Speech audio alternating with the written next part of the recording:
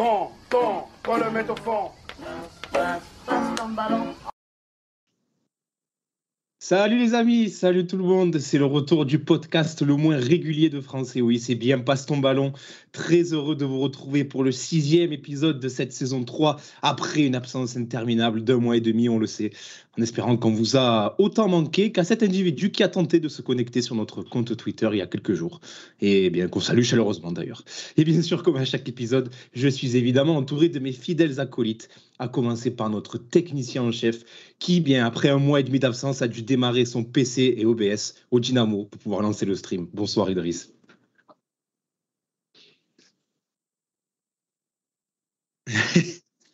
Le micro était rouillé.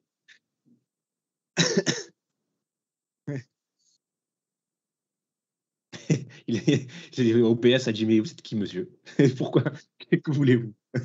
Avec nous également notre érudit préféré qui a profité de la longue absence de Passe ton ballon pour enrichir son vocabulaire de 354 mots supplémentaires. Bonsoir Ama. Bonsoir Mathieu, bonsoir tout le monde. Tu nous avais manqué Ama, ça faisait longtemps qu'on ne s'était pas eu sur Passe ton ballon. Ouais, c'est vrai. J'étais entré dans une phase d'hibernation, pas forcément voulue, mais ça y est, le comeback est là. Et enfin, toujours présent, celui qui a compensé la longue absence de Passe ton ballon en comptant ses cheveux devant le miroir. Salut Merwan. Merwan. Ah, il est peut-être mute, comme Idriss d'ailleurs. Merwan, dès que moi, je pensais vraiment t'accueillir comme il se devait en parlant de calvitie, mais non. Tu restes. Mais allô, j'étais en train de compter mes cheveux et il y en a vraiment beaucoup. Donc j'étais occupé, je t'ai pas entendu. On va raconter l'anecdote. Vous savez qu'avant de prendre l'antenne, on se retrouve tous 10-15 minutes avant sur Skype. Sauf Ama. Sauf Ama, bien sûr, évidemment, qui arrive toujours au dernier moment. Mais Ama, c'est comme les vedettes, tu sais, il arrive au dernier moment. Et du coup, Merwan nous a mis sa caméra de son téléphone pour nous montrer l'avancée de sa calvitie. Qui ça va, franchement, allez, ça va. T'as de la marque. Il y en a pas. Et son chat. Pas chercher, il y en a pas. Il nous a profité aussi pour nous présenter son chat aussi. Ouais, c'est vrai, son chat, quoi. Salut. Ah ouais, j'en ai raté. Non. Il y a mon parallèle quand je suis pas là. Bah, t'as qu'à arriver à l'heure. Ouais, tu vois, il voulait voir mes cheveux aussi. Mais bon, un peu comme Steven Fletcher, t'es arrivé tard et ça. Il est arrivé, c'est fait de manière un peu compliquée. Mais non, plus sérieusement, le bouton micro ne marchait pas sur Skype, donc désolé de ce temps de latence. Et moi, véridique, on m'a pas entendu pendant ta présentation, Mathieu, tout simplement parce que OBS n'a pas reconnu mon micro. Et voilà, tu vois la preuve. Véridique. C'était pas une fausse présentation, c'est véridique. Moi, je suis arrivé dans le projet déjà enregistré et en fait, je viens de me rendre compte quand les gens dans le chat ont dit qu'ils m'entendaient pas, que mon micro n'était pas reconnu par OBS. Donc là, je viens de le remettre, tout est bon.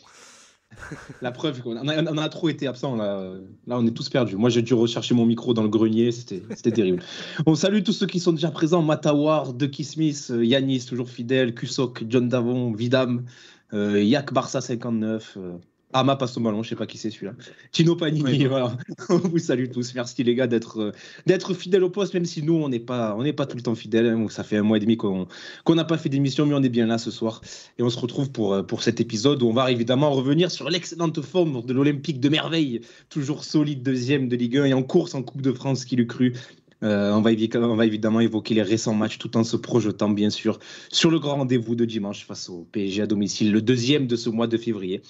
Et puis on parlera évidemment comme d'habitude des individualités et de la suite de la saison. On essaiera de se projeter un petit peu là jusqu'à la fin de saison. Donc vous l'avez compris les gars, le programme est chargé. Donc sans plus tarder, Passe ton ballon, saison 3, épisode 6. C'est parti, Idriss, jingle.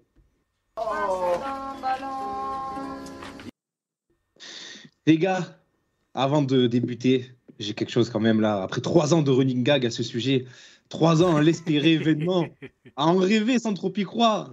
Ça y est, on peut enfin le dire sérieusement, messieurs, sans que ce soit une boutade. Oui, messieurs, on y est. Nous sommes fin février et l'Olympique de Marseille joue le titre.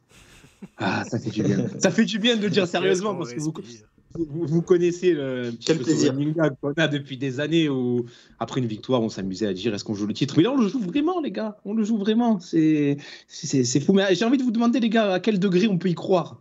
Parce que bon, on sait que on a eu ce running gag, là on le dit parce qu'on n'a jamais été aussi proche du PSG sur les restantes années.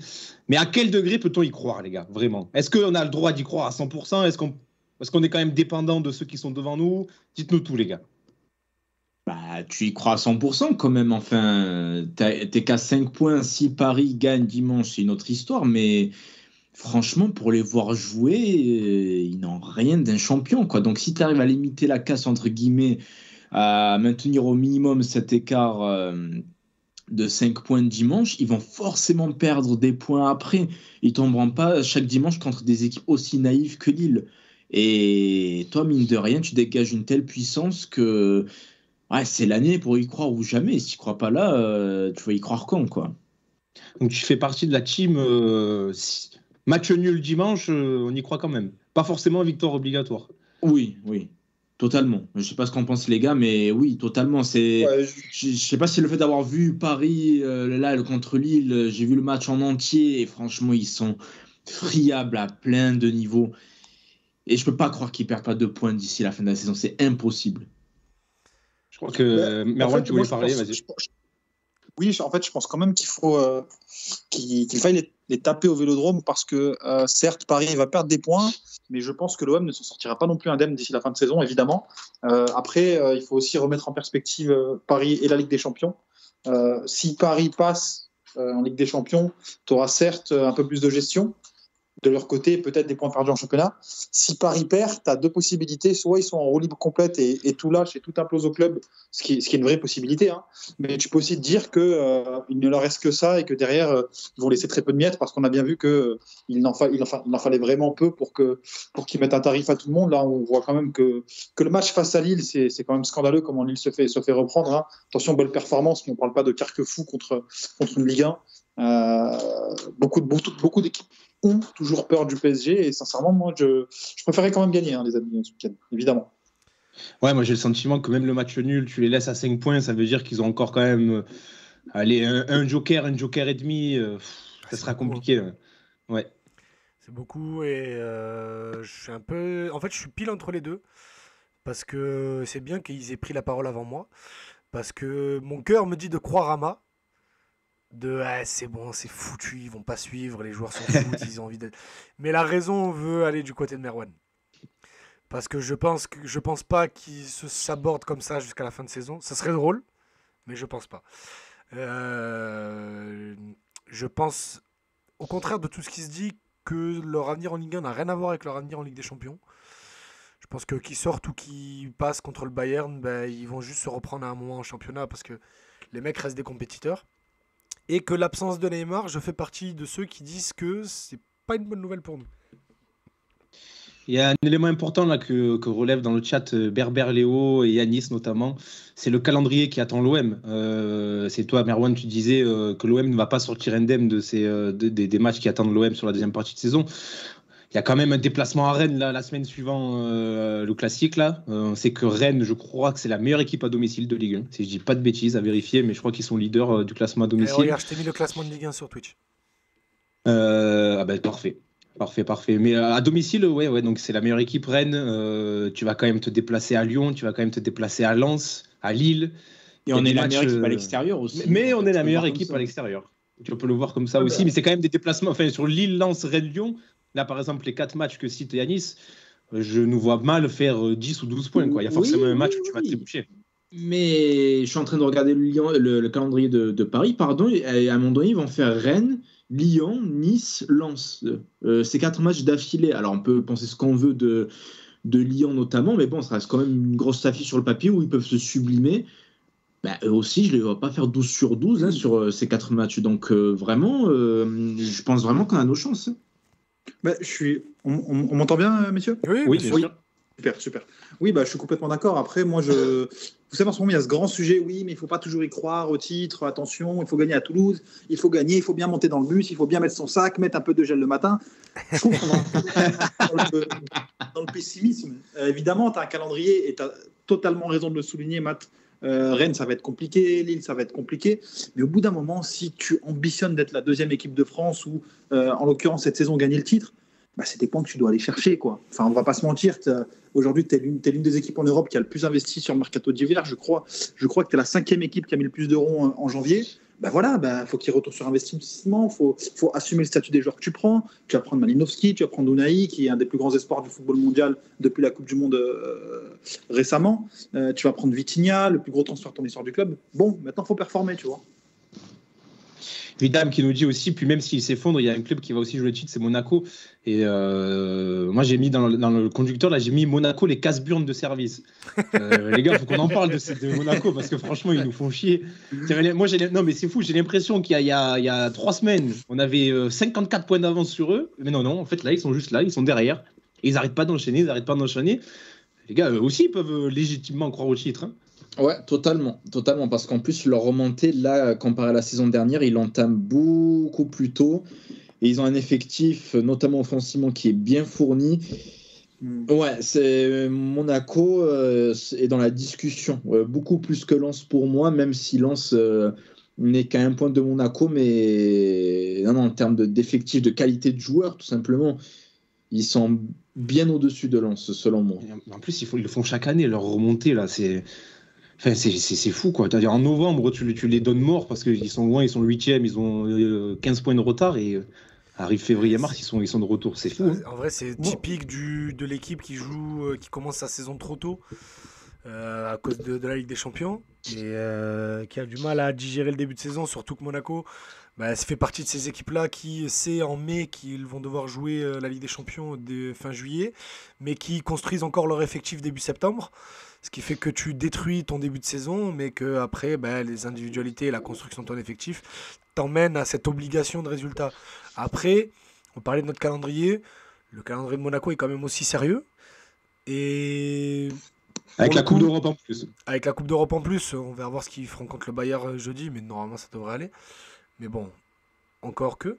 Et au contraire de nous, et si vous êtes des auditeurs réguliers de Passe ton ballon depuis 3 ans, vous savez que je dis rarement du bien de l'effectif. Mais ils ont une profondeur d'effectif qui laisse quand même pas mal à désirer. Ouais, et leur jeu est tout aussi énergivore que le nôtre, on l'a vu lors de la confrontation au Vélodrome. Et que t'es pas à l'abri d'un Golovin qui se pète, d'un Ben Yedder qui va, à un moment donné, comme tous les ans, connaître un petit creux d'efficacité. Et après, qui est-ce qui va porter ce Monaco-là ? C'est pas Crépin Diatta et Youssouf Fofana. Hein. Non, je suis pas d'accord sur la profondeur d'effectif de Monaco quand même. Ils ont une profondeur d'attaquant, mais au milieu de terrain, regarde, Matazo c'est léger. Crépin Diatta, déjà c'est titulaire, ça n'a rien à faire là. Après, tu arrives très vite sur du Ismail Jacobs derrière. Après, oui, devant, il y a du monde. Mais après, ça reste pas non plus. Ils ont même rappelé Maxima cet hiver qui était prêté, je crois, en Ligue 2. Ouais. Non, il était à Lorient. Pardon, dans une Ligue 1. Moi, je suis assez d'accord avec Idriss. Certes, moi, comme vous, je la constate, la remontée de Monaco. Et c'est vrai que pour moi, plus que Lens, c'est peut-être un peu plus crédible de ce point de vue-là. C'est une équipe de série, mais sincèrement, moi, Paul Clément, j'ai toujours eu du mal.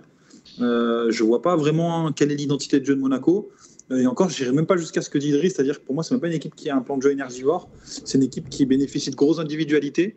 Mais derrière, quand ils sont mis en difficulté, sincèrement, je ne vois pas ce supplément d'âme qu'il peut y avoir à l'OM, par exemple. Et sincèrement, je pense que le principal ennemi de l'OM en cette fin de saison, ce sera l'OM lui-même, parce qu'on a tout qui est au vert, dans le sens où je pense qu'on a un meilleur effectif que Monaco, on a moins de matchs à disputer. Mais voilà, on a aussi cette instabilité qui est quand même récurrente chez nous. Alors, tu parles de voyant ouvert, ça me permet de faire la transition avec une stat quand même qui est parlante, qui est assez équivoque sur la forme de l'OM. Depuis le match face à Tottenham, donc rappelez-vous Kolasinac, le but d'Højbjerg à la fin, l'OM c'est 14 matchs, toutes compétitions confondues, 14 matchs, 12 victoires, un nul, une défaite, donc c'est assez impressionnant. Et j'ai envie de vous demander, les gars, depuis quand l'OM n'a pas été aussi fort, aussi impressionnant, tout simplement ? Est-ce qu'il faut remonter à 2010 ? Est-ce qu'on peut remonter à 2015 sous Bielsa ? Ça, c'est début de saison historique aussi. 52 points en 24 journées, ça n'a jamais été fait. Là, c'est même plein de début de saison. Là. Oui, première partie de saison. Là, on est mi-février. Bielsa, je pense. Et Bielsa, en vrai de vrai, au final, Bielsa, tu as 2 périodes qui sont catastrophiques pour ta saison. C'est février et avril. Février, c'est les 7 victoires. Oui, après, ça reste un début de saison et statistiquement, l'OM de Tudor l'a déjà battu. Après. En termes d'impression, tu vois. En termes d'impression, oui, ça t'as raison. Ça, t'as Ouais, raison. depuis Bielsa, Mais je mais dirais sinon, aussi. Mais... quand j'ai pas vu un OM aussi fort, je te dirais, je vais remonter loin, hein, mais la deuxième partie 2006-2007. Tu Ah sais ouais, que... même pas 2010. mais en Même vrai- avant, t'avais pas dire Guéret. Ah non, parce qu'au final, il y a plein de temps d'arrêt dans cette période 2007-2008, 2009 là.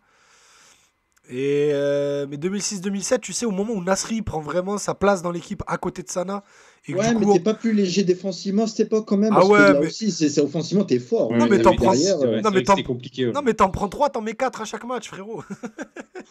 Oui, oui, d'accord. Mais- Mais c'est un peu comme Bielsa, du coup, en vrai. Du coup, Ouais, mais le problème, dans c'est que Bielsa, la t'en balance prends- défense-attaque. Ouais, mais t'en prends 3, t'en mets 3, t'en prends 5 aussi. Après, Oui, oui. ponctuellement, il y a quand même eu des fulgurances sous Sampaoli qui étaient impressionnantes. Je pense notamment à Marseille, à Lens-Marseille. Ouais. Que tu Ouais, peux non, chez Oui, eux. oui, très C'est gros vrai, match. c'est Ouais, vrai. ouais, c'est vrai. Franchement, moi, je nous ai trouvé vraiment exceptionnels sur ce match-là. Je sais même pas si l'OM de Tudor, il a fait une perte de ce niveau-là cette année. Pourtant, moi, je préfère largement Tudor et sur la longueur, Tudor, il a Sampaoli. Monaco à Louis II. Hein. Monaco à Louis II, Avant que ça parte en couille, mais Monaco à Louis II. non, bien sûr, mais pour moi, dans un meilleur registre, parce que sur Tudor, en termes d'esthétisme, je trouve qu'on en fait beaucoup, alors que je trouve que c'est plus efficace Non, qu'esthétique. Ouais, l'OM. c'est pas très esthétique en vrai. Mais l'OM de Sampaoli à Bollaert, c'était quelque chose. Après, sur la longueur, non, évidemment, sincèrement, je ne remonterai pas jusqu'à 2006-2007. Non, je parle de moi, de mon impression. Je dis pas que c'est une Oui, bien vérité, sûr, hein. bien sûr. Non, bien sûr. Mais je pense que la deuxième partie de saison Deschamps, c'est pas mal.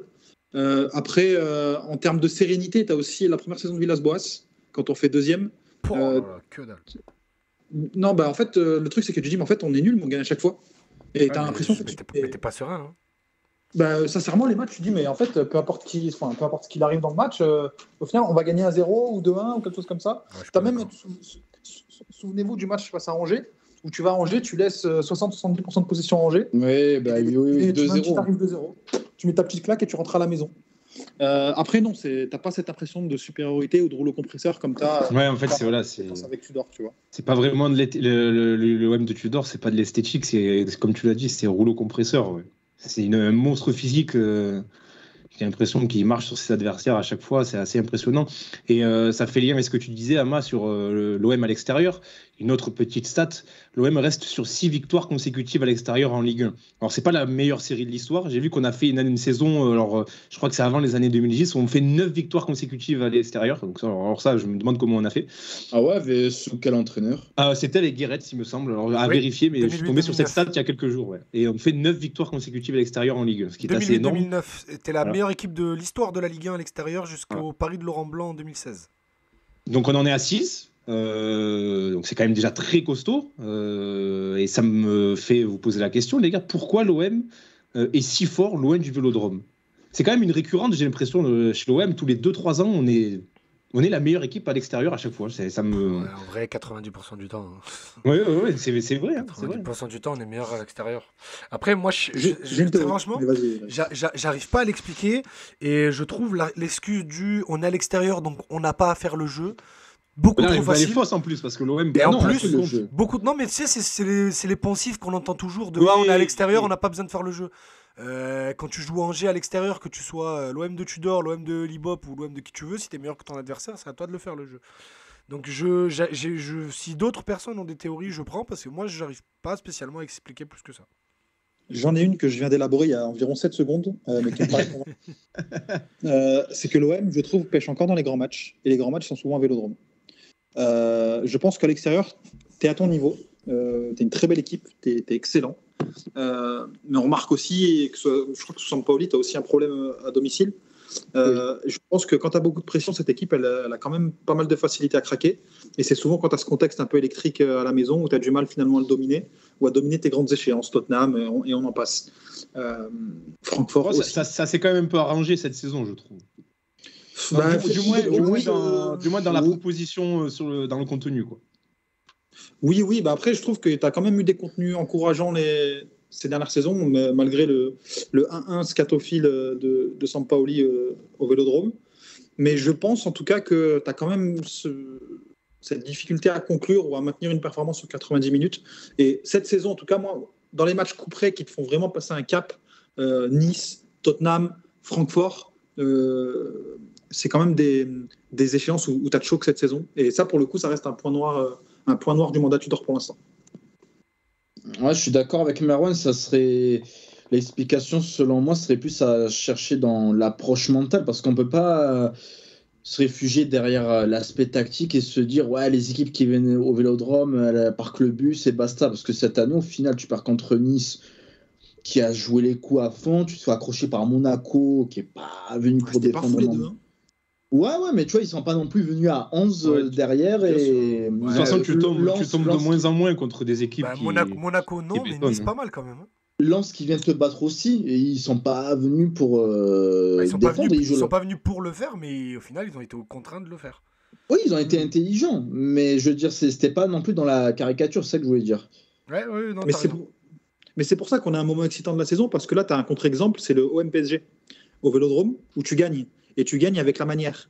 Donc là, c'est maintenant, en fait. Moi, j'ai pas envie forcément de condamner Tudor sur les gros matchs, du moins sur les matchs marquants, parce que c'est vrai que jusqu'à présent, c'était mauvais. Mais tu as ce contre-exemple-là qui montre qu'en fait, c'est possible. Et surtout que peut-être qu'il y a, en tout cas, je pense, c'est possible qu'il y ait eu un déclic dans l'effectif, donc à voir. C'est ce que dit aussi Ducky Smith dans le chat. OMPG, le contre-exemple, c'est vrai que c'est le match face à Paris qu'on a fait en Coupe de France, c'est le match qu'on attendait depuis des années dans un gros match au Vélodrome. Franchement, il m'a fait tellement plaisir ce match, franchement. Ça fait des années qu'on l'attend ce match et on l'a eu. Franchement, au-delà de... Même Idriss est content, même Idriss. Ah ouais, putain, mais en plus au Phocéen, j'ai mis 10 à Rongier, j'ai cassé le système de notes. Ah non, ça a été incroyable. En fait, juste qu'on arrête ce truc de on sait jamais, ils vont vite. Oui. Non, frérot, on les attrape par la gorge, on les plaque contre le mur, on leur met des grandes claques dans la tête. Juste ça, de l'agression pure et dure. On était sur le style de jeu, les gars. On parlait d'esthétisme, de rouleau compresseur. Est-ce que finalement, c'est pas le style de jeu qui colle le mieux au club? On sait qu'on en a beaucoup parlé, mais j'aimerais qu'on s'attarde un peu dessus. On connaît la devise du club, droit au but. C'est exactement ce qu'on voit cette saison. Une équipe qui se projette à beaucoup, des défenseurs qui sont les premiers attaquants. Finalement, c'est ça qu'on attend de l'OM. C'est une équipe que, comme tu l'as dit, Idriss, qui prend son adversaire à la gorge et qui lui met des claques. C'est exactement ça. C'est exactement ça. J'en parlais avec quelqu'un qui travaille dans le foot et qui ne supporte pas l'OM. Et on en parlait sous Sampaoli. Il me disait, mais l'OM, ce que fait Sampaoli, c'est quand même étrange parce que ça ne colle pas forcément à l'ADN du club. Et le public a été franchement réceptif à ce que faisait Sampaoli, pas sur la fin. Et derrière, en fait, tu vois que Tudor vient réconcilier en fait, cette dissonance qu'il y avait avec le club jusqu'alors, où tu as un football de malade mental, un peu comme l'est ce club et le contexte qui l'entoure. On ne calcule pas, on y va à fond, on est sûr de nos forces, et puis on essaye d'écraser un peu tout ce qui bouge. Après, là où je nuancerais, c'est que certains essayent d'en faire un football esthétique, alors que non, c'est pas forcément beau, en fait. C'est efficace, c'est intense, mais en soi... c'est brutal, quoi. Voilà, c'est brutal, en fait. C'est brutal. T'es pas forcément dans la nuance. Est-ce que vous voyez des lacunes, les gars, dans ce style de jeu, dans l'OM version Tudor? Est-ce qu'il y a des lacunes qui peuvent être rédhibitoires? On parlait peut-être d'une approche mentale parfois déficiente. Vous voyez autre chose, les gars? Peut-être défensivement aussi, au niveau des pistons. On l'a vu contre Toulouse, où les deux pistons défensivement étaient en difficulté. Ça repose... En fait, ce système repose sur l'enthousiasme collectif, mais mine de rien, à certains postes clés, sur la performance individuelle des joueurs. Genre, si tu as un Sanchez qui est dans un mauvais jour devant, c'est compliqué. Idem pour les pistons. Donc, c'est sur cet élément-là que je dirais que c'est un peu bancal, entre guillemets. Mais bon, on ne peut pas avoir de système parfait, et qui plus est quand on s'appelle l'OM et qu'on n'a pas des fonds illimités pour tripler les postes, avoir des joueurs de qualité tout le temps même en backup. Là, ce qui est fait me convient totalement, et pour l'instant c'est en train de nous mener vers de très belles choses potentiellement. Il y a une chose aussi vas-y. Ok. Moi, je pense que ce qu'a dit Ama, c'est très juste, mais je pense pas qu'il faille s'en satisfaire, et je suis pas sûr même que Tudor s'en satisfait. Et je pense justement que le turnover qu'il essaie de mettre en place, mais qui échoue misérablement à chaque fois, c'est qu'il y a quand même des choses qui sont tentées. Il y a des joueurs qui ont été recrutés. Longoria disait qu'après le mercato d'hiver, en fait, on avait enfin donné à Tudor l'équipe qu'il fallait pour mettre en place ses idées. Et je suis d'accord avec ça. Je pense que les recrues vont permettre de passer un cap, mais que la complexité pour atteindre, entre guillemets, l'OM idoine dans la tête de Tudor et sa retranscription sur le terrain, ça va être de pouvoir intégrer Vitinha en tant que numéro 9. Ça va être de pouvoir intégrer Unai au milieu de terrain et puis Malinowski, qui, je pense, est déjà indispensable à l'OM. Et pour le coup, lui, c'est déjà fait. Mais je pense qu'on est... Maintenant, le next step, c'est de pouvoir un peu intégrer ces recrues qui vont, pour moi, en tout cas, donner une saveur nouvelle et, je pense, une efficacité qui manque un peu à cet OM. Yanis évoque une lacune serait de surresponsabiliser un défenseur à la finition. C'est agréable à voir, mais pas normal de voir Klose, Mbemba, Kolasinac faire le rôle de finisseur. Sur les gros matchs, ça peut être une limite. C'est vrai qu'on avait eu ce débat, les gars, souvenez-vous, dans la dernière émission, où on se demandait si le fait d'avoir une multitude de buteurs différents était une force ou une faiblesse. Notamment de dépendre de ses défenseurs aussi. Ça peut être... Je me souviens, c'est très juste. Moi, je disais que c'était aussi le reflet de nos faiblesses devant. Parce qu'on n'a pas de joueur capable de stater à plus de 5, 10, 15 buts. Tu prends Under qui est franchement très intéressant récemment. Et ben, c'est un joueur qui a 2 buts cette saison. Ouais, 2 buts en Ligue 1. Ouais. Je crois qu'Alexis doit être à 7 ou 8, pas plus. Alexis est à 9. Tout TTC Ouais. Non, en championnat, il a 9. Ouais. TTC, pardon, c'est le travail qui déteint. Ouais, et ben, je pense que d'une part, c'est aussi le système qui veut que tu as des joueurs que tu surresponsabilises avec des Mbemba, avec d'autres qui montent, nous Tavares qui a 6 buts. Mais d'autre part, c'est pas normal qu'il soit en lice pour devenir meilleur buteur du club sur la saison. Donc, je pense, comme je disais, le next step, ça va aussi de. Est-ce que vous connaissez les 2 joueurs de Champ qui n'ont toujours pas marqué un seul but en Ligue 1 Balerdi, déjà. Non, ah ouais. Ah, ouais, il a marqué que contre le Sporting en Ligue des Champions. Et le deuxième Eric Bailly. Eric Bailly. En même temps, il a fait 4 matchs. Donc, Mais sinon, tous les autres joueurs de Champ ont marqué. Même Caboret, il a marqué contre Strasbourg. Ouais, Caboret a marqué contre Strasbourg. Et bon, il manque Vitinha Vitinha, parce que Naï a déjà marqué. Mais ouais, mais on s'est compris. Mais bon, c'est normal. Donc voilà, il manque. Il y a Balerdi et Bailly, sinon tout le monde a marqué. On a vu gros nono ta question sur Vitinha, sur Sanchez. On va évoquer les recrues un peu plus tard dans l'émission, messieurs. Mais juste avant, pour finir sur ces lacunes, il y a aussi quelque chose dont on a parlé aussi avant l'émission, là, quand on construisait le conducteur, les gars. C'est toi, Merwan, qui évoquait ce sujet. C'est parfois cette irrégularité dans le match que peut avoir l'OM, notamment sur les premières périodes, qui sont parfois moins réussies. On l'a vu face à Toulouse, où la première période est pas bonne du tout. Ça peut être une limite. Bien sûr. Et puis, moi, je trouve même que l'OM a été plus de fois moyen cette saison que véritablement bon. Après, certes, moi je suis assez exigeant et je m'en cache pas. Je suis satisfait de ce que je vois, il n'y a pas de souci. Pour moi, c'est un processus. Un petit peu. Mais tu regardes récemment depuis la reprise, tu as 2 très bons matchs quand tu reviens, contre Montpellier et Toulouse. Et encore Toulouse, la première mi-temps est assez étrange. Mais en tout cas, à l'échelle d'un match, tu as quand même pas mal de moments où tu es stérile. Pas mal de moments où tu es vulnérable aussi. Et c'est pour ça que je parle de next step avec les recrues, parce que je pense que tu as équilibré ton effectif. Tu as toujours des manques derrière. Mais on voit aussi que contre Toulouse dernièrement, parfois tu as des petits problèmes mentalement à être impliqué à 100% à l'échelle d'un match. Après, c'est dur, c'est le revers du système. Mais quand tu entames un match comme ça contre Toulouse, tu as Verretou qui arrive à la mi-temps, qui te dit on est à côté de nos pompes, etc.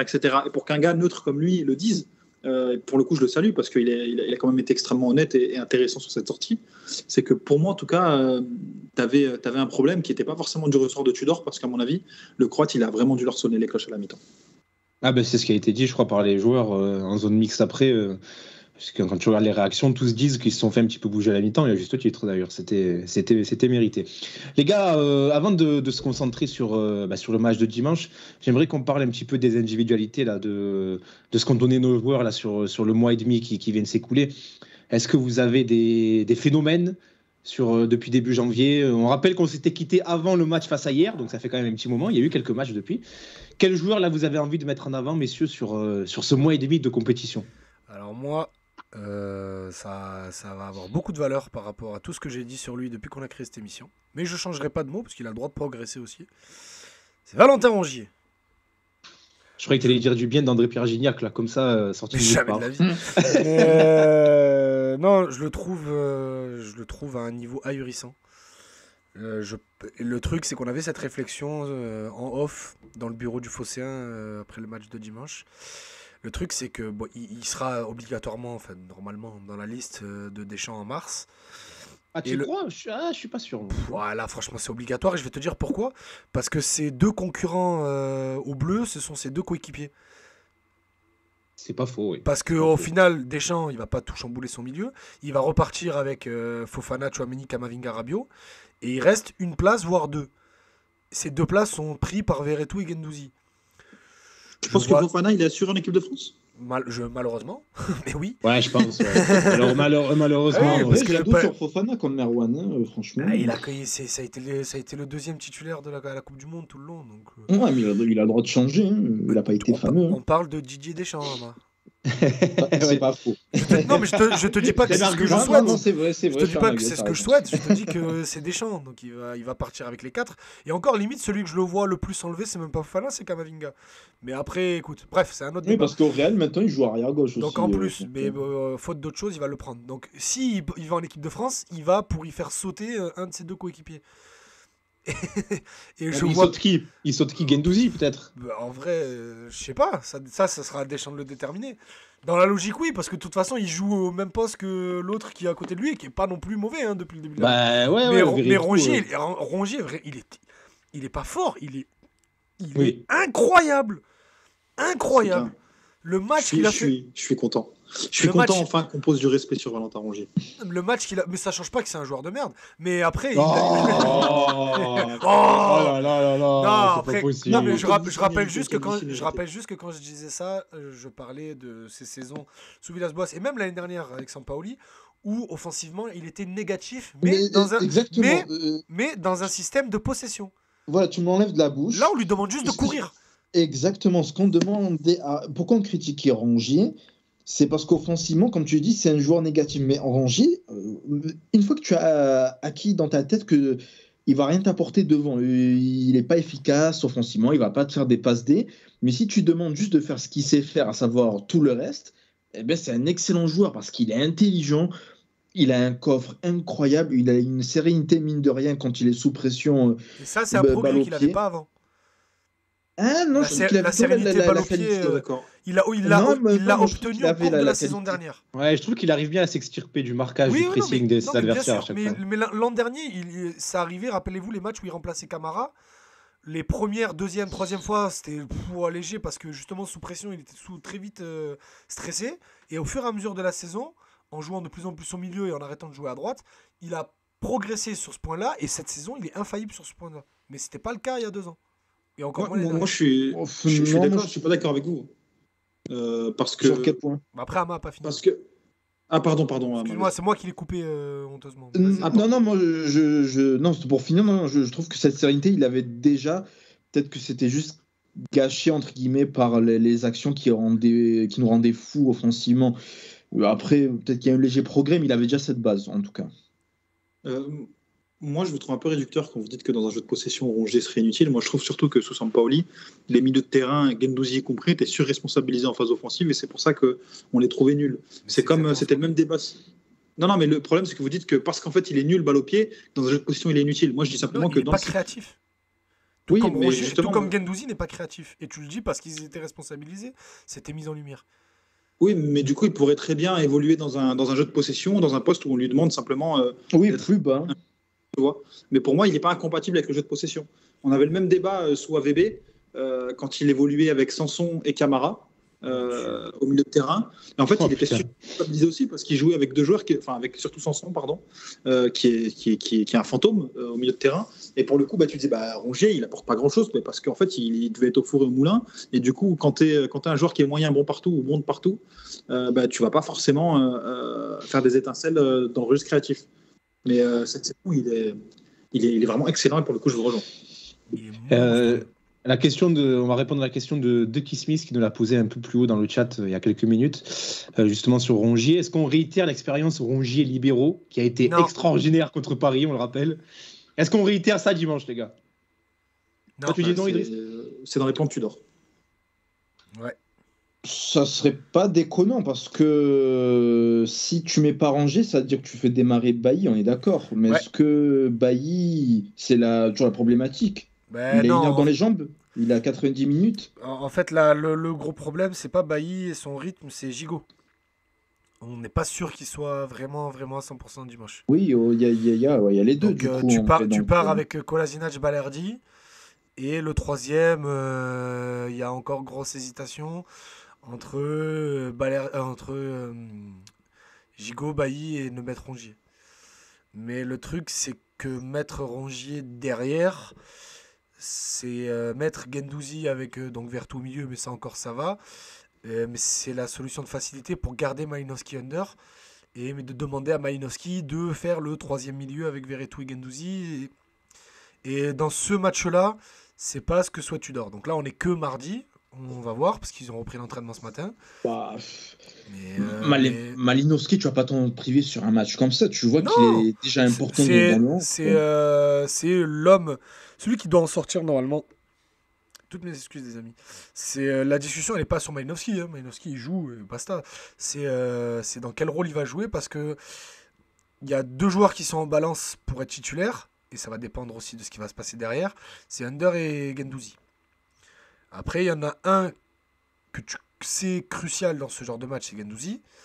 Et il y en a un autre qui a été titulaire dans tous les matchs post-Coupe du Monde, c'est Under. Donc, il va falloir faire un choix dimanche. Et écoute, Tudor a déjà montré qu'il était capable de faire des choix. C'est Under ou Guendouzi? Ben non, mais regarde, en Coupe de France, tu joues avec tous ceux que tu viens de citer et tu gagnes. Ils étaient tous sur le terrain. Ouais, mais tu veux Rongier, que je t'emmène Guendouzi. tu veux que je t'emmène une variable qui a changé ou pas? Surtout par rapport Dis-moi. à ta façon de défendre. Kylian Mbappé. Dis-moi. Kylian Mbappé.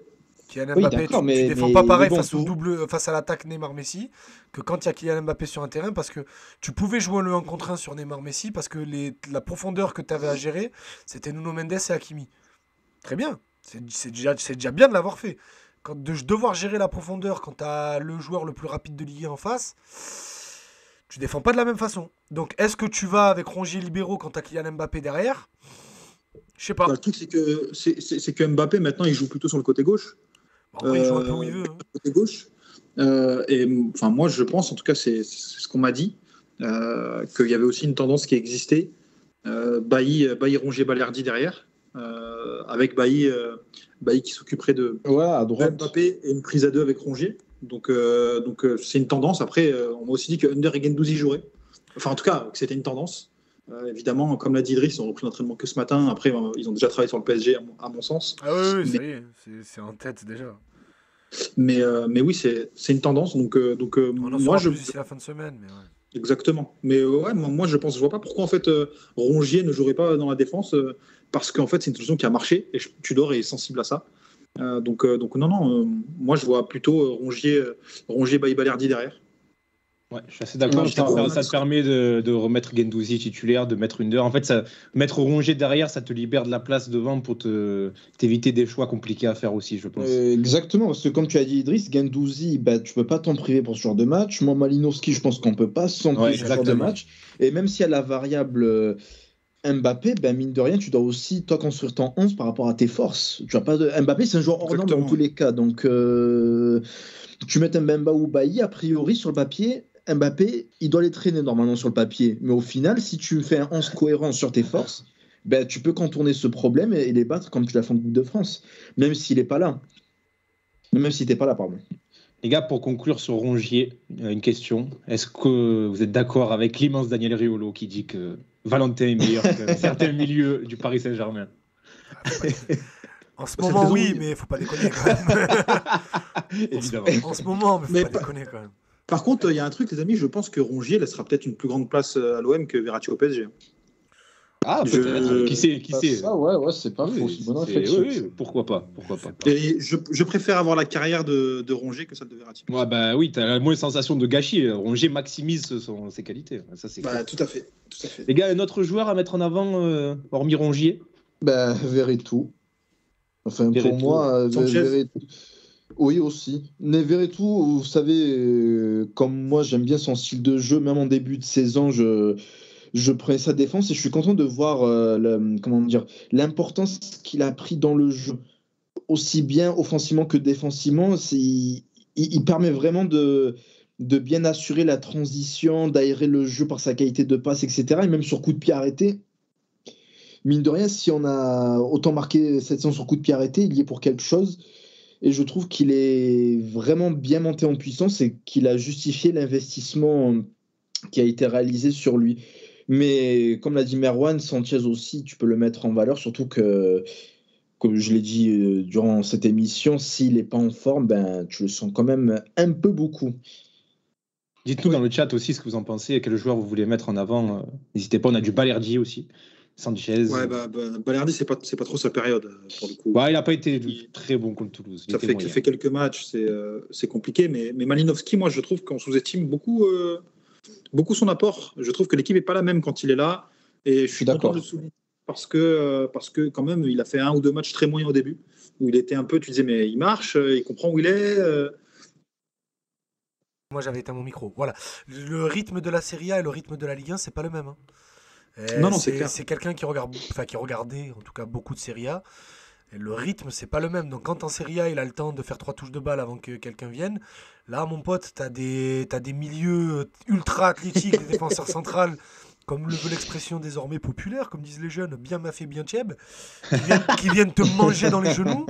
Ben, frérot, le contrôle, la prise d'information, le contrôle, la passe, ça doit se faire en moins d'1 seconde. Ce qui n'est pas le cas en Serie A.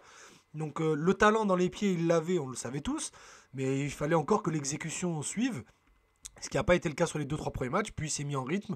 Je pense que de se taper les coups de genoux d'Mbemba à l'entraînement, ça a un peu aidé, et voilà, maintenant qu'il est en rythme, ben, il laisse parler son talent, et quand on joue aussi vite, enfin qu'on ait envie de jouer aussi vite, comme on le fait sous Tudor, d'avoir un joueur qui a la qualité de pied, que ce soit pour le contrôle, la passe ou la protection de Malinowski, c'est un bonbon par rapport à ce qu'on a dans le reste de l'effectif. C'est pas non plus dégueulasse, mais ça reste largement au-dessus de ce qu'on a dans l'effectif. Et vous avez vu comment s'appelle Malinowski, vous avez vu qu'il a racketté un journaliste sur Twitter? Ouais, un journaliste américain. Phil Schoen, je crois. On va raconter l'histoire du coup pour les gens qui ne seraient pas au courant, qui nous écoutent en podcast. Il y a un commentateur américain donc de beIN Sport qui au moment de la frappe de Malinowski contre Paris en Coupe de France avait dit quoi, la bombe russe, je crois, ou un truc comme ça. Il a fait le missile russe, voilà. En gros, il a fait une vanne par rapport à l'Ukraine, enfin une vanne, un jeu de mots de mauvais goût. Parce que je vais le dire aussi, moi c'était par rapport à la Turquie, j'avais dit aux Phocéens, j'avais dit le tremblement de terre de Malinowski, alors que le tremblement de terre en question c'était 24 heures avant. Mais bon bref, c'était plus une erreur qu'autre chose. Et du coup Malinowski, alors que le clip avait tourné sur Twitter... Les mecs ils sont mea culpa comme ça. Non, je l'avais fait en direct, mais je fais amende honorable. Le Malinowski du coup avait récupéré le clip sur Twitter, enfin le CM de Malinowski. Et ça en était pris du coup au gars, et le gars s'était excusé, tout ça. Le gars a dit les excuses, ça suffit pas, Malinowski. Et le journaliste américain lui a pris une capture d'écran où il faisait un don de $100 à l'Ukraine du coup j'avais pas vu ça. Ah oui, le mec a mis le screen. Il a mis le screen pour dire regarde, j'ai donné de l'argent. Et du coup, les gens ont dit regardez, Malinowski a racketté un journaliste américain. C'est same energy que de dire je suis pas raciste, j'adore le couscous là. C'est exactement pareil. Bah là pour le coup, il y a les actes. Qui tiennent le compte. Non, c'est pas du tout lui. Le mec, on a vu sa femme, comme dit Yanis dans le chat. C'est son CM après, je sais pas. Mais c'est 15... Sa femme, elle a l'air un peu hard, comme on dit chez moi. Parce que là, je me sens exclu. Là, t'es obligé de traduire. Comment dire, elle est piquante, on va dire littéralement. Oui, voilà, exactement. C'est le bon terme. Et oui, des fois, il tweet 15 secondes après la fin du match. Donc, oui, c'est un peu comme Campos, rappelez-vous. Oui, c'est un CM, mais bon, il fait bien son travail. Les gars, on a gros dodo. Vas-y, Ama, vas-y, rapide. Non, je voulais juste rajouter parmi les joueurs à mettre en avant. Under depuis le mondial, il est vraiment incroyable. Et honnêtement, je pensais pas qu'il allait atteindre ce niveau à ce poste-là. Je pensais pas qu'il avait cette capacité d'adaptation. C'est la qualité technique, on savait qu'il l'avait. Il a montré la saison dernière.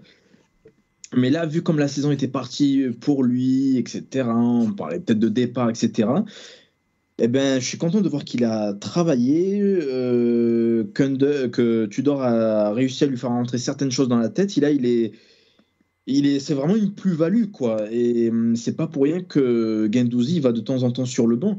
C'est parce que Under, c'est difficile de le sortir du 11. Et ça aussi, c'est une arme supplémentaire pour l'OM pour cette fin de saison. Ce qui me fait rire avec Under, moi je l'adore, hein, c'est un des joueurs que j'apprécie le plus dans l'effectif. Et c'est, je crois que c'était Smiley Webdella qui a commenté dimanche pour le match Toulouse-OM. Et il a eu raison de soulever ça, ça m'a fait rire parce que j'étais d'accord. Il a dit, mais Under, il est toujours plus fort quand il joue côté où il y a Tudor qui lui gueule dessus, quoi. Et c'est vrai qu'il a toujours j'ai l'impression qu'il se donne genre 20% en plus quand il est du côté de Tudor, ça me fait rire. Et Gros Nono qui nous dit sur Under des éclairs de génie, mais à la fin de l'année, dans cet excellent podcast, je le mettrai dans la catégorie rend fou. C'est possible. J'aime le fait que cette tier list devienne un rendez-vous. Oui, c'est vrai. Et Gros Nono, franchement, c'est possible. C'est possible. Et Gros Nono, d'ailleurs, avec Kusok, qui nous citait Gigot, les gars, qui aussi était sur une bonne période avant sa blessure. Hein. Moi, j'aime Ah oui, plus tu crois que j'ai fini? J'ai prévu un pamphlet, là. Est-ce que tu peux nous mettre la photo que tu nous as envoyée aujourd'hui de son superbe sauvetage Luis Suarez-esque, c'est dur à dire ça, sur la tête de Ramos là, qui a été refusée finalement. Franchement, elle est incroyable la photo. Mais écoute, si j'étais lui, je la mettrais en 4x3 dans les murs de la maison. Mais il y avait but, hein, de toute façon, même si. Oui, même si à main il y avait but, le ballon qui est rentré. Oui. Non, mais c'est incroyable, la photo est folle. Mais rien que le tenter, c'est génial parce que. Oui. En vrai, on en rigole souvent. Moi, j'en parle beaucoup avec le 5e chroniqueur de cette émission qui nous manque beaucoup, c'est Azir, qui me dit en vrai, Gigot, on connaît ce mec. Tu sais, ce mec-là qui a grandi à La Ciotat, on connaît ce mec. En vrai, nous, on le voit tous les lundis, les gars, sur les terrains, ce mec-là, ce Gigot. Oui. Le mec qui appelle tous ses enfants Manine. Tu vois de qui je parle. Tu vois de qui je parle. Il va manger des pizzas. Tu vois de qui je parle. Et ce mec-là, quand il a fait le tacle contre Neymar au Parc des Princes, c'était Vincenzo Tomasi qui a taclé ce jour-là. On est d'accord ou pas? Avec tout le respect que je dois au frérot. Mais on est d'accord, c'était ce mec qui a dit à ses collègues avant le match, regardez Neymar, je vais le monter en l'air. Il a eu l'exécution en plus avec le bandeau et tout ce jour-là, laisse tomber, c'est un taré. Mais sauf que, et Ama a raison, janvier 2023, après il fait un très bon début de saison, mais janvier 2023, Gigot, il est devenu Sergio Ramos. Il est à un niveau il était très incroyable. Ouais. Oui, parce qu'on a beaucoup d'affection pour lui, justement, parce que c'est un mec du coin et tout, mais objectivement... C'est un monstre. Genre, il est vraiment bon, quoi. Il a vraiment progressé, et lui aussi, je lui voyais pas autant de qualité quand j'ai vu ses premiers matchs. Genre, on en parlait d'un Alvaro avec des pieds. Ce qui n'était pas faux quand on voyait les premiers matchs. Je pense que Gigot, il a aussi bénéficié d'un délit de sale gueule parce qu'il s'appelle Gigot. Je pense que les gens auraient été beaucoup plus patients avec lui parce qu'il a pas été bon au début de saison. Non, il a pas non plus été délit de sale gueule parce qu'il arrive libre du Spartak. Je pense que le nom, ça fait rire. Mais c'est ce qui s'appelle Gigot. Non, ça fait rire un peu les gars de Twitter, mais dans la vraie vie, c'est juste que les gens le connaissent pas, on l'a jamais vu jouer, du coup, vas-y, il est mort, tu vois. Mais en vrai, et puis il a un côté rustre qui te fait dire, bon, lui... Mais vous avez vu qu'il a fait une virgule aussi? Oui, j'ai failli le tuer. Oui. C'était la 3e minute. Le mec, il est dans la surface, devant la surface, il tente une virgule. Mais frère, joue. Complètement fou. Il est complètement marbré. C'est ce que nous dit Inarritable aussi, excellent pseudo dans le chat. Sa virgule tentée au bout de 2 minutes dans le Classico. Il s'est senti pousser des ailes. Ah non, mais comme je te dis, là, vraiment, il a été galvanisé par le groupe WhatsApp de ses potes avant le match. Non, vraiment. Vous allez voir les mecs, je vais les défoncer. Je sais pas, sa blessure, ça paraît mort pour lui pour dimanche quand même. C'est mal parti, mais mort, je pense pas. Moi, je pense qu'il sera sur le banc. Hein. C'est juste qu'il démarrera pas. Il y a des doutes et que surtout, ça fait toujours flipper de faire revenir un gars qui n'est pas forcément non plus la tête d'affiche en défense, blessé contre le PSG, surtout quand il y a Mbappé derrière, tu vois. Et puis surtout, il faut garder aussi une cartouche crédible sur le banc. Mais bon, on verra. Mais pour le coup, les amis, moi, je voulais revenir sur Under. Je trouve que c'est un vrai sujet. Je sais pas si on a le temps, Matt. Vas-y, rapidement, mais vas-y. Rapidement, moi je trouve que Under est décisif récemment, mais qu'il est tout aussi énervant. Je pense que l'OM, pour aller voir plus haut, on doit dépasser en fait son profil. Je pense qu'à l'instant T, c'est la solution entre guillemets la plus efficace parce qu'on n'a pas forcément intégré Unai ou Vitinha devant. Mais je trouve qu'il a énormément de déchets, que parfois en termes de sens du jeu, c'est quand même limite. Et que oui, je pense qu'il est là aussi parce que, en tout cas, c'est dans l'attente d'intégrer les recrues, mais moi, il m'énerve quand même, hein, sincèrement. Ah, mais il y a du progrès quand même, Merwan, par rapport au début de saison. Oui, bien sûr, je suis d'accord avec toi, tu l'as très bien dit. Moi, je l'imaginais même pas titulaire. Voilà, on est d'accord. Il y a eu un gros changement dans son jeu au-delà de sa progression physique parce qu'il peut manger beaucoup plus de courses qu'il n'était capable de le faire la saison dernière ou en début de C'est saison. vrai, ça aussi. C'est Mais vrai. surtout, il a retrouvé quelque chose qu'on n'avait pas vu depuis 2021. C'est son coup de rein. Ouais, c'est vrai. Aujourd'hui, il est de nouveau capable d'éliminer en 1 contre 1, ce qu'on l'a plus vu faire toute la deuxième partie de saison l'année dernière. C'est pour ça qu'il avait perdu sa place au profit de Cherson. Et c'est qu'aujourd'hui, Under, quand il arrive face à un défenseur, ben, il est redevenu imprévisible et il est redevenu capable de faire la différence directement. Et après, ben, sa qualité de pied fait que tu peux jamais le sortir en fait. Tant qu'il a encore les jambes. Mais tu sais, même quand il est pas bon, et c'était le cas dimanche, il n'a pas été terrible, un peu lavé dans la machine à laver toulousaine. Mais C'est lui qui fait la diff. mais il a un tel pied qu'à tout moment, il est capable de te sortir ce centre. Il est capable de te faire cette reprise en déséquilibre sur ce corner. Donc, tu veux pas le sortir de l'équipe. Tu peux pas le sortir de l'équipe parce que c'est un mec, je le dis souvent au Phocéen, c'est un mec qui. Il est du 85-15 Under. 85% du temps, il va servir à rien. Il va faire des choix de merde. Sans ballon, il s'est amélioré. Donc, Oui, mais c'est un truc que j'aime bien garder. Quand il a le ballon, il va faire le mauvais choix. Oui. Il va être frustrant parce qu'il va pas faire la passe au bon moment ou quoi. Mais le 15 autres % du temps, il est capable de te faire gagner le match à lui tout seul. Donc tu le gardes. C'est vrai. Donc tu le gardes sur le terrain. Mais je pense quand même qu'il va se tirer cet été. Je pense quand même qu'il va se tirer cet été parce Mais que. attendez-vous tous les ans à des renouvellements d'effectifs. Bien sûr. Il y a des c'est joueurs, acquis. ça a été prévu au moment de leur arrivée qu'ils allaient partir. Gendouzi, Ah, mais c'était ça, c'est- prévu. bien sûr. Under, c'était prévu. Gerson, c'était pas spécialement prévu, mais écoute, ça arrivait plutôt que prévu. Mais pas aussitôt. Non, Aussi. mais Under et Gendouzi, c'était le cas. On vous remet sur pied et si on peut vous vendre très vite, on vous vend très vite. Gendouzi, c'était de faire 2 ans. Under, c'était de faire 2 ans. Mbemba, c'était de faire 1 an. Après, ça se passe bien. Lui, il se sent tellement bien ici à voir. Mais il y a des joueurs, c'était déjà prévu leur départ. Hein. Ah, c'est aussi un investissement plus-value, Mbemba, tu penses? Bah, déjà, tu l'as récupéré gratuit, donc oui. Putain, si tu peux le prix qu'il récupérer. doit coûter aujourd'hui. Ben voilà, et franchement. tu as multiplié sa valeur. Bah, tu peux pas la multiplier, c'était 0. Mais tu peux le vendre aujourd'hui facile dans les 25-30 millions. Il a 29 ans, donc bon. Ouais, j'espère. Sabri dans H, il peut multiplier 0. 40 Ben oui. 40% de 0. 40% de 0. Merci à ceux qui auront la ref. Les Ah, gars, pour putain. conclure sur les individualités, avant de se pencher sur le match de dimanche, j'aimerais qu'on parle un petit peu des recrues. Il y a quelques viewers là, qui nous ont posé des questions sur les recrues, notamment sur Vitinha. Ama aussi, tu évoquais ce sujet tout à l'heure. L'intégration des recrues, Malinowski, ça s'est bien passé, il est en passe de s'imposer.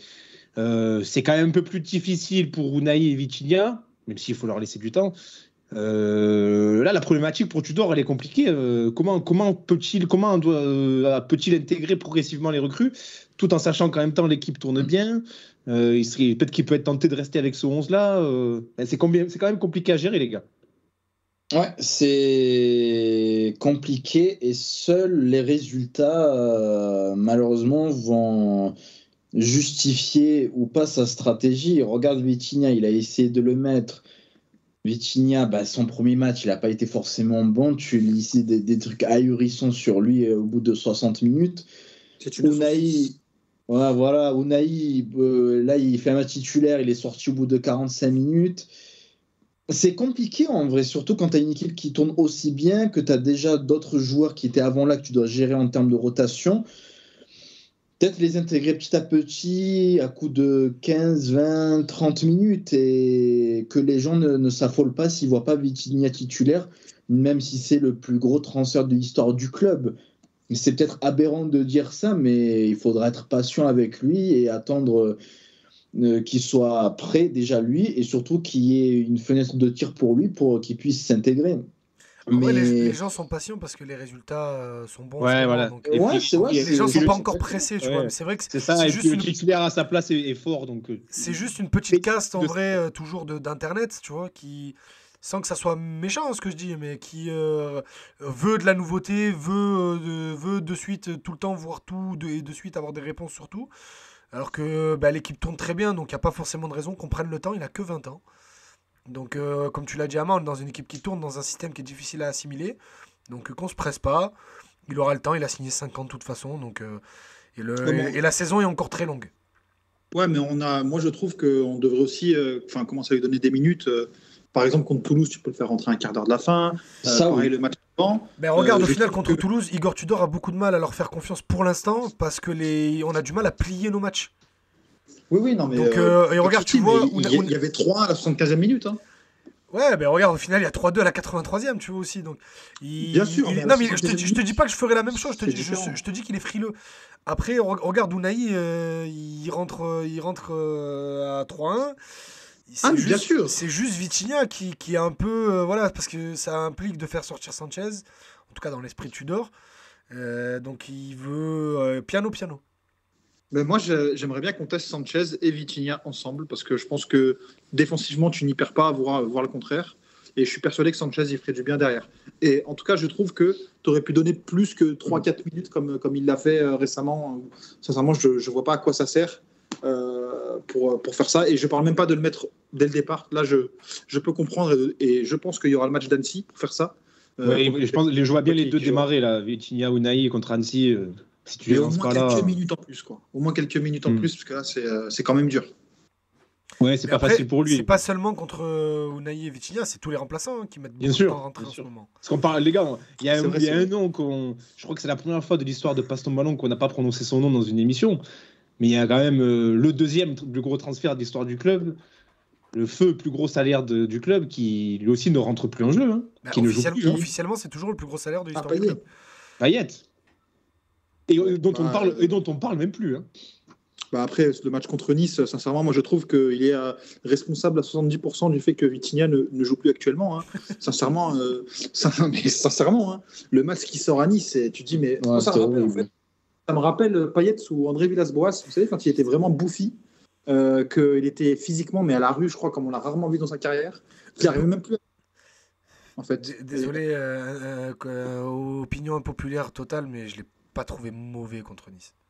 Hein Oh non. Je suis désolé, hein, mais je l'ai pas. Mais il est explosé contre Ah Nice. non, vu du stade, c'était une horreur. Je Il l'ai pas était trou- je dis dépassé. pas qu'il était bon non plus, je dis juste que je l'ai pas trouvé ignoble. Ouais, j'ai trouvé à était- contre-temps, mais il a été pire que ça, mais il était à contre-temps. Ouais, quoi. oui, bah de toute façon, tu peux pas faire pire que ce qu'a franchement, comme a dit rarement, quand Merwan même, les gars. que la saison 2020-2021. Tu peux pas, comme il a dit Merwan, tu peux pas faire pire que Et ça. ça, oui, Dans la ça, c'est carrière sûr, de oui. Payet. Mais par contre, regarde en début de match, après c'est vrai qu'il perd en confiance et fin de première mi-temps c'est catastrophique. Mais en début de match, on se crée 3-4 situations à chaque fois des décalages, ça vient de lui. Quand le ballon passe pas par lui, ben, tu as du mal à casser les lignes. Bon, après, on va pas faire le débrief du match de Nice un mois plus tard, mais je vends et marrer contre le fait qu'il ait été vraiment catastrophique ce soir-là. Il n'a pas été bon, mais il n'a pas été non plus. Pas non Il plus, plombe ton animation, hein. Il plombe ton animation Ah, avec il a Under été qui est mauvais, aussi hein. scandaleux. Je trouvais Under ouais. plus scandaleux que lui ce soir-là. Bah, les deux, hein, mais pour le coup, moi, c'est aussi la face cachée d'Under. En tout cas, la face un peu ombragée, c'est qu'il est souvent comme ça. Et Payet, c'est pareil. Là, pour le coup, lui, c'était même physiquement, sur les ballons qu'il recevait, il était déjà en retard, tu vois. Et Vitinha, derrière, c'est dur d'exister quand t'avais ce duo derrière toi. Mais ça va être une problématique, de toute façon, pour Tudor d'intégrer les deux. Et... Ah oui, pardon, excuse-moi, je crois que j'avais parlé de Payet. Non, t'allais non, dire la pas problématique pas Payet, alors que non, pas du Payet, tout. non. Non, En non, vrai, Payet. on le dit à chaque fois, mais Payet, il a. Il a acté, de toute façon. Il a accepté son rôle de daron. Il Oui. sait qu'aujourd'hui, il a plus. Il peut Eux, il plus, est déclassé, c'est fini. Tu penses qu'il sait ou qu'il a accepté? Les deux. Les deux, ouais, En je vrai, de pense, vrai. ouais. En plus, vous savez, moi, je suis pas le frère de Payet. Hein. C'est juste que quand il faut lui taper dessus, je suis le premier. Et quand il faut pas lui taper dessus, je suis le premier aussi. Parce qu'il faut être honnête avant tout. Et il a, depuis la saison dernière, alors que l'année dernière, il était titulaire indiscutable, il a complètement accepté ce rôle-là de daron de l'effectif. Si je suis plus suffisamment. Non, mais tu peux bon être pour daron de jouer. jouer. Oui, mais s'il y a meilleur que toi, c'est pas grave. Payet, c'est un joueur qui a aujourd'hui à 35 ans. Et malheureusement, il a essayé de combattre ce storytelling toute sa vie, mais ça le pèse de jamais avoir rien gagné. Et donc aujourd'hui, il est juste là en accompagnateur de l'équipe parce qu'il voit qu'il a plus les jambes et aussi que l'équipe se porte très bien sans lui. Ah, C'est mais aujourd'hui un mec il qui y a est un en truc, paix avec Idriss. sa carrière. C'est aujourd'hui un mec qui est en paix avec sa carrière. Il a atteint. On a fait une émission sur ce sujet-là. On n'était tous pas d'accord ici. Mais force est de constater à chaque fois qu'il part à l'échauffement et l'acclamation qu'il reçoit du stade, le statut de légende, qui fait qu'il a plus rien à prouver plus que ça aujourd'hui, à titre personnel, malgré un palmarès vierge. Et donc, aujourd'hui, il fait ce pourquoi il est encore là. C'est être le mentor des jeunes. Bamba Dieng n'est pas aussi longtemps dans l'équipe s'il n'y a pas Payet. Amin Harit n'est pas performant aussi vite dès son retour s'il n'y a pas Payet. Mais personne ne conteste ça, Idriss. Personne ne je sais conteste que que tu dis, personne ne c'est conteste, mais factuel. je le dis pas dans la contradiction, je le rappelle simplement. Mais le truc, c'est que moi, je pense pas qu'il ait plus les jambes, en fait. Je pense qu'il a accepté le fait qu'il rentrait pas forcément dans les plans. Parce que enfin, de mon point de vue, tu ne peux pas sortir une saison aussi folle qu'il a sorti la saison dernière, parce qu'il était vraiment exceptionnel, et je l'ai redit récemment. Pour moi, sur le début de saison, c'était un des meilleurs joueurs du monde. Et pas moins, je pèse mes mots.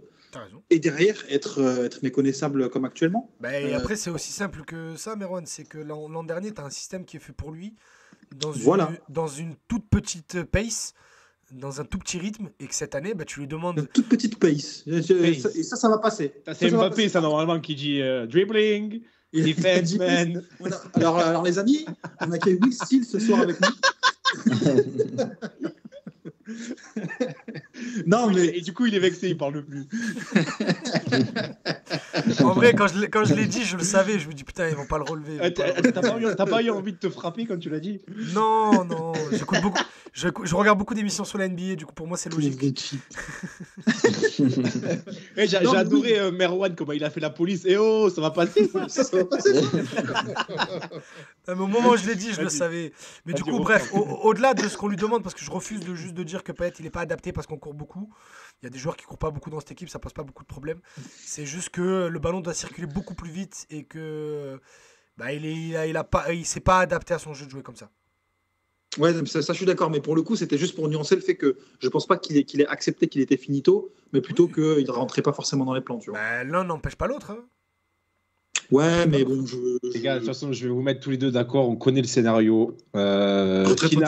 Finale de Coupe de France, on mène 2-0 à la 88e. Il rentre, il prend le brassard, il va soulever le trophée. Voilà, on aura la belle image de Payet, etc. Retraite fin de saison, ça arrive, ça ou pas? Et retraite fin de saison sur la Coupe de France. Je sais pas. Pourquoi pas? C'est une belle image, mais écoute. Marseille, on passe. Dédicace à Thauvin. Oui, c'est vrai. On passe au MPSG, les gars. Il nous reste 10-15 minutes d'émission. Évoquer quand même ce match qui nous attend dimanche, qui sera bien différent, on en est conscient, de celui en Coupe de France, parce que en face, il y aura le génie français. À suivre de 19h45 à minuit sur le Phocéen.fr. La promo est faite. Ou à suivre au Vélodrome pour ceux qui sont abonnés. Tu crois que ceux qui sont au Vélodrome vont dire j'y vais pas, il y a Idriss qui commente. Imagine quelqu'un se l'est dit.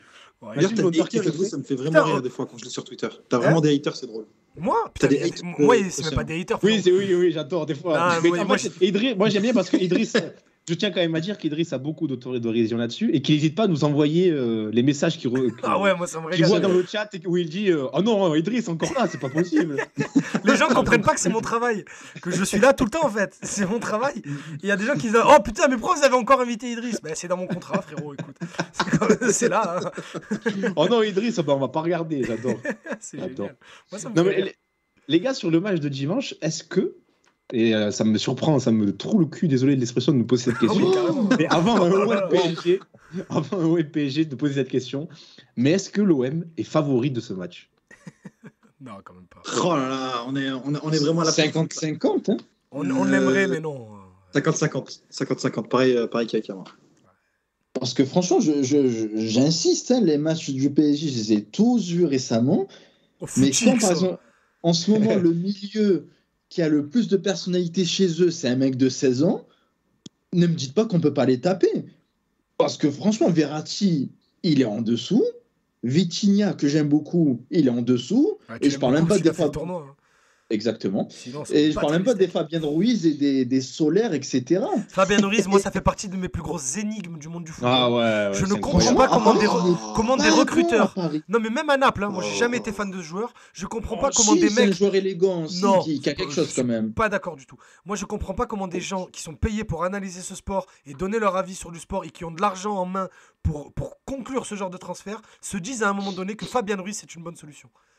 Non, mais non, c'est pas une vraie Fabien Ruiz quand même. Pas pour un club qui a.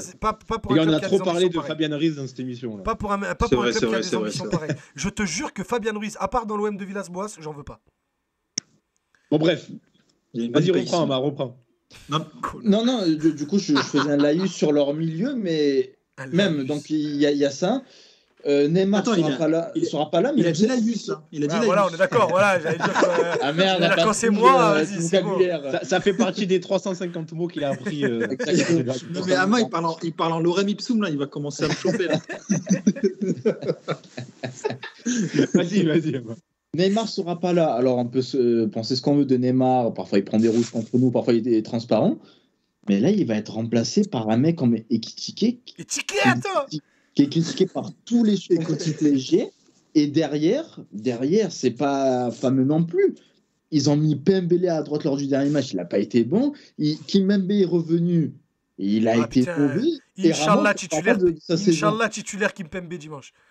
Et franchement, on est 50-50, mais ça penche un peu pour nous, honnêtement, objectivement. Sincèrement, je suis d'accord avec toi, mais dynamique courte, je pense qu'on est favori, parce que dynamique courte, sur la séquence là, depuis la reprise, on est largement au-dessus, sincèrement. Mais quand même, les gars, on se fait quand même soulever régulièrement depuis 10 ans, et même quand on affrontait le PSG qui était au plus bas et nous on était au plus haut, on se faisait soulever aussi. Mais 50-50 aussi, hein. Moi je sais pas ce que t'en penses, Mathieu, mais... Alors moi, ce que j'en pense, c'est que Gronono vient de t'attraper par le col dans le chat. Oui, il a dit Marwan, j'ai souvenir d'un space Twitter où tu parlais de prendre 3 points dans notre escarcelle. Ça se vaut avec l'Aïus. Ah, c'est pas pareil. Si, c'est ça pas se pareil. vaut, ça se vaut. Je te jure, ça se vaut. Mais non, non, frérot, gros, il n'y a que dans Cyrano de Bergerac que j'ai entendu l'escarcelle. Ouais, mais là, je le dis parfois. Il y a 2000 ans, mon pote, c'est pas pareil. C'est pas pareil. Moi, pour vous répondre, moi, je suis totalement d'accord. Je suis totalement d'accord avec vous. Moi, c'est 50-50. Surtout en plus avec le match qu'on a fait en Coupe de France où j'espère que les joueurs ont pris conscience qu'ils pouvaient le faire. Vas-y, Idriss. Moi, je vais citer la grande Michelle Jones Watson, la meuf de Spider-Man, qui dit « Ne s'attendre à rien, c'est le meilleur moyen de ne pas être déçu ». Non, mais pitié. Moi, je préfère. Non, mais attends, Je vais jouer mon Raymond Domenech. Et pas dire qu'on est dans Malcolm qui dit ça. Non, Douy, c'était je m'attendais à rien et j'étais quand même déçu. Lui, c'est la finalité. Là, c'est moi, je me prépare. Moi, je préfère partir du principe de en vrai, je crois qu'on les a énervés. Et que, moi, j'ai un peu de ça aussi. Et le storytelling Kiki de Bondy qui a regardé le match devant sa télé mercredi dernier, qui s'est dit tu vois, sans moi, regarde ce qu'ils font, et regarde ce que je vais faire au Vélodrome. En plus, l'autre enfoiré, il est qu'à 2 buts de Cavani. Et je le vois bien venir chercher ses 2 buts dimanche. Et le gros problème avec ça, c'est qu'il en est capable. Donc je vais me garder de trop espérer. Tu vois pas le PSG baller faire quelque chose ce dimanche? Vous avez pas vu la bio d'Ekitike sur Instagram? Ouais, non, j'ai vu, j'étais cuit ici. Hugo Étiquette. C'est des pépites. Moi, je l'appelle Étiquette, moi, ça, j'abandonne. Je trouve ce nom incroyable. Idriss, tu parlais du Bapar qui est de retour. Donc ce retour couplé à la suspension de Chancel Mbemba, on le rappelle, est-ce qu'on n'est pas quand même sur le pire combo, là, le pire scénario comment gérer Mbappé? Je sais que c'est une question qu'on a dû poser 1 milliard de fois, mais le joueur hors norme qu'il est, peut-il être stoppé au final? Je sais pas, parce qu'en vrai, c'est une question que les défenseurs du monde se posent. Le problème de la prise à 2, c'est que ça libère Messi. Je sais pas si Messi marche. Messi marche. Enfin, pour moi, le meilleur exemple, c'est France-Angleterre ou France-Argentine, où en fait, c'était des prises à 2, à 3 sur Mbappé, parce que c'est quand même le seul joueur qui est capable de prendre la profondeur. On ne sait pas ce qu'il adviendra de Hakimi et Nuno Mendes. Messi, ça sera dans le cœur du jeu qu'il est problématique. Et comme c'est le seul joueur à prendre la profondeur, pour moi, tu fais une prise à 2 à 3, comme a fait Walker, comme le dit Inaritable dans le chat. Et en tout cas, tu vas limiter la casse. Et c'est pour ça que je pense que Rongier est une solution crédible. Et je pense que Bailly, pour le coup, peut remplacer le chancelier Mbemba en défense. Bailly peut être une solution. C'est, je ne sais plus qui c'est qui disait dans le chat, qui parlait de Bailly aussi pour gérer Mbappé, notamment sur la profondeur. D'ailleurs, les gars, on parlait. Est-ce que je peux apporter une vas-y, bien sûr. Je suis en train de compter en Ligue 1 cette saison. Mbappé, il y a au moins 1, 2, 3, 4, 5. Il y a 8-9 matchs où il n'a pas marqué. Donc ça arrive. Hein, même si on n'a pas cette impression. Parce que voilà, c'est un joueur incroyable, peut-être le meilleur du monde actuellement. Mais voilà, il ne marque pas à tous les matchs non plus. Donc, bon. Et puis contre Lille, c'était vraiment opération caca de culotte de la défense lilloise. Sincèrement, les buts qu'il met, c'est vraiment grave. Le premier, c'est incroyable. Et les gars, je crois que c'est toi, Idriss, qui disais ça. Neymar forfait, bonne ou mauvaise nouvelle? Pour moi, c'est une mauvaise nouvelle. Parce que déjà, ça va me priver de deux choses que j'aime bien. Ça fait un marcheur en moins déjà. C'est que déjà, un mec qui marche, donc déjà, ça me va. Parce qu'étiquette, mine de rien, la profondeur, il sait la prendre. Après, c'est les pieds qui posent problème. Et la confiance, mais ça, après, c'est leur problème, pas le nôtre. Et aussi, en tant que représentant du conseil de surveillance du Pastaga à Twitter, juste cette image à la 3e minute, au premier contact sur Neymar, où il va faire le malin et qu'il y a le public qui va chanter « Tuez-les, tuez-les, tuez-les ». Ça va me manquer quand même. Il va y avoir des sandwichs, des pizzas là de... ça va être incroyable. Mais moi, en vrai, un jour, il faudrait qu'on fasse une émission où on parle un peu de nos moments préférés, de classico, de trucs comme ça. Le sandwich avec Neymar. Non. Moi, je te dis, au Campos, c'est top 3. Oui. À ce moment-là, quand Campos se jette par terre et que t'as l'arbitre qui arrive avec le rouge, j'ai dit, mais là, ça, il peut rien nous arriver. Il peut rien nous arriver. Ça me fait penser à un tweet dans notre ami Azir, toujours excellent sur Twitter, qui a pris le match contre Toulouse. Décidément que sur Twitter, cet enfoiré. Oui, c'est vrai. Reviens nous voir, Azir. Et qui disait, dans un tweet après le match contre Toulouse, il disait, par contre, les gars en tribune, les excités, commencez pas à jeter des T-Max ou des stunts sur le terrain. On doit les tabasser autrement, un truc comme ça m'a fait rire. Mais c'est vrai que ça va être... Tiens, d'ailleurs, ça me permet de vous poser une autre question, les gars.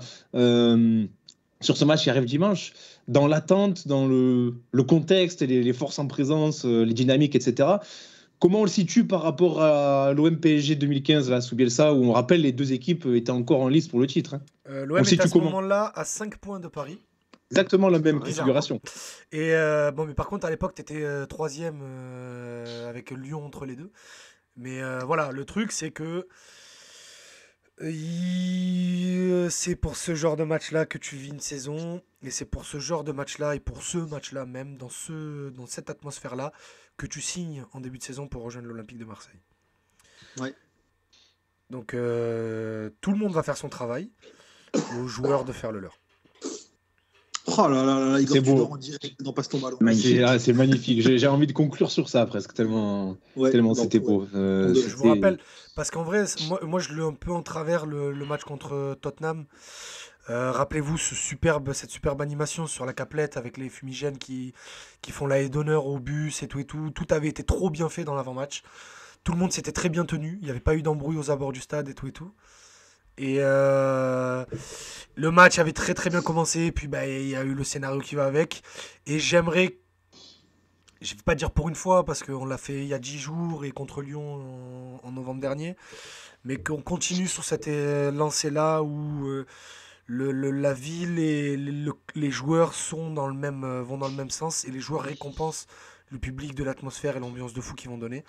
Et évidemment, vous vous en doutez, pour avoir une oreille chez les groupes de supporters, Tifo absolument historique à venir, dans la même lignée que ce qui s'était déjà passé il y a 7 ans contre Paris, et ce qui s'était passé il y a 3 ans pour la réception de Lyon et les 120 ans du club. Donc voilà, Tifo de mise prévu dimanche. Notre ami, des semaines là, en plus. Notre ami Samir, qu'on salue dans le chat, qu'on embrasse, qui nous dit c'est beau Idriss, on dirait un extrait de l'enfer du dimanche. Samir, le roi d'Instagram. Le roi allez suivre Samir. Le roi d'Instagram. Samir lui-même sur Instagram, les questions-réponses. Le meilleur moment de ma semaine. Non, mais pour conclure sur ce match, les gars, je sais pas vous, mais moi je suis pas encore dedans. Tout simplement à cause du match qu'il y a eu il y a 2 semaines contre eux, quoi. J'arrive pas à me mettre dedans encore. Ah ouais, on les a battus. Ah non, moi j'étais dedans dès le coup de sifflet final dimanche. Moi j'attendais que ça. Je sais pas, alors que tu vois, je sais pas, j'arrive pas à me mettre dedans encore. Mais non, mais encore plus parce qu'on a gagné.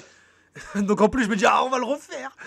Et moi je me dis en fait on l'a fait une fois, ça va être enfin j'arrive pas à croire qu'on va faire. Ouais, c'est ça. Genre l'OM qui bat 2 fois le PSG en 3 semaines, pour moi c'est pas possible, c'est pas OM compatible. Quoi. Ouais, mais c'est pas il y avait pas Igor avant. Il y avait pas Igor. Putain, justement, c'est bon, on a croqué, on a une autre dose de bonheur, maintenant on doit avoir notre dose de malheur, on est l'OM quoi, tu vois. C'est ça que Pour moi, on a entrouvert la porte. On leur a déjà mis une première gifle et les joueurs ont pris conscience. Je suis optimiste. Voilà. Je dirais pas plus. Eh bien, soyons optimistes, les Il a gars. fait une Soyons gigapause dans optimistes. sa phrase pour dire je suis optimiste. Ok. Ouais, mais c'est important de marquer des silences dans les phrases. Parce que là, je me retiens, je bouillonne. J'attends d'être à dimanche, justement. Pour répondre à Mathieu, le match de ce dimanche, j'y pense depuis la victoire en Coupe de France. C'est cette année, quoi. Bah écoutez, Vous vous savez sentez quoi pas l'extrait si vous savez, on vous, s'est vous tartiné, savez quoi, vous m'avez mis dedans. Vous dimanche. m'avez mis dedans. Voilà. Ça y est, je suis bouillant. Les gars, merci beaucoup pour cette émission. C'était une émission de qualité, on l'espère. Merci à tous ceux qui étaient dans le chat, les habituels, Ça Gros fait plaisir, Nono. merci les gars. Merci d'être là, Vidam, Gros Nono, Kusok, Yanis, Inaritable, John Davon, voilà, tous ceux qui étaient là. Merci beaucoup, les mecs. Ça fait plaisir de vous voir là, de voir toujours fidèle au poste, même si on n'a pas été là depuis une semaine. Un mois et demi, une semaine. On devrait revenir un peu plus vite que prévu. Oui. Que dans un mois et demi. On travaille sur qu'Idriss, je ne sais pas s'il appréciera. Ah, il va faire de l'urticaire. Je parlais d'une deuxième émission. Mais oui, celle-là, moi j'apprécie. Hein. Faudra juste pas me couper la parole, c'est tout. Pauvre type, quoi. Et évidemment, je sais plus qui en a parlé dans le chat, je m'excuse, mais évidemment qu'il y aura bien sûr en fin de saison la tier list. Ah, mais ça c'est obligatoire. Alors en plus la tier list, je pense que alors là, c'est la première fois peut-être que ça va être dur pour les catégories hautes. Hein. Il y aura du monde. Hein. On va changer voir, un peu le les barème, derniers matchs. mais on verra. Espérons. On va aussi perdre. Hein. Eh bien, on se retrouve dans quelques semaines. Donc salut tout le monde. Merci d'avoir été présent. Et allez l'OM.